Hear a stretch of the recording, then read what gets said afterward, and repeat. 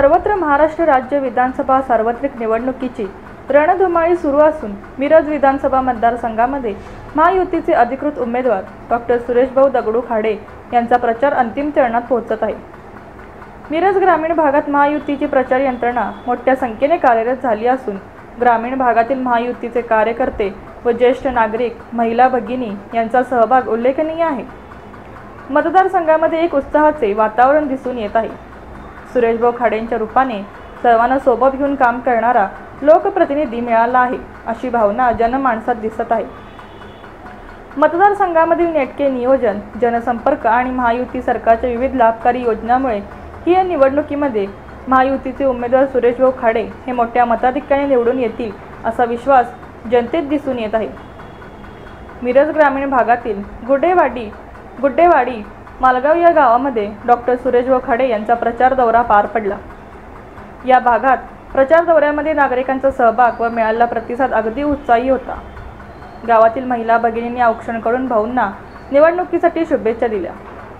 मालगाव गावामध्ये पदयात्रा व सभा पार पडली। यावेळी बोलताना ते म्हणाले की महायुती सरकारने आजवर महाराष्ट्रामध्ये लोक कल्याणकारी योजना आणल्या, त्यामुळे नागरिकांना या योजनांचा फायदा झाला आहे। शेतकऱ्यांसाठी केंद्राप्रमाणे नमो शेतकरी सन्मान योजना तसेच पीक विमा, वीज बिलात सवलत देण्यात आली। महिला भगिनींसाठी लाडकी बहीण योजना, लेक लाडकी, एसटी प्रवासामध्ये सवलत अशा योजना राबवल्या, त्यामुळे महिला सक्षमीकरण होण्यास लाभ होत आहे। वृद्धापकाळ पेन्शनधारकांच्या पेन्शन रकमेत वाढ करण्यात आली।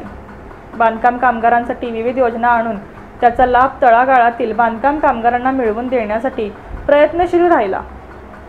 मिरज विधानसभा मतदारसंघाचे प्रतिनिधित्व करताना लोकहितासाठी जे करता येईल त्यासाठी माझे सर्वोपरी प्रयत्न केले आहे। मिरज शहर असो वा मिरज ग्रामीण भाग असो, सगळ्या ठिकाणी मोठ्या प्रमाणात विकास कामे केली। शासनाच्या विविध योजनांचा पाठपुरावा करून त्यांचा मिरज मतदारसंघातील नागरिकांना लाभ देण्याचा प्रयत्न केला। मालगाव गावचा विकास करताना दुजाभाव न करता सर्वांसाठी मोठ्या प्रमाणात निधी दिला। या गावच्या लोकांनी माझ्यावर दाखवलेला विश्वास माझ्यासाठी अमूल्य आहे। आपल्या सर्वांची अशीच सेवा घडावी म्हणून या निवडणुकीत मला आपले आशीर्वाद द्यावेत। यावेळी गुड्डेवाडी मालगाव भागातील नागरिक मोठ्या संख्येने उपस्थित होते।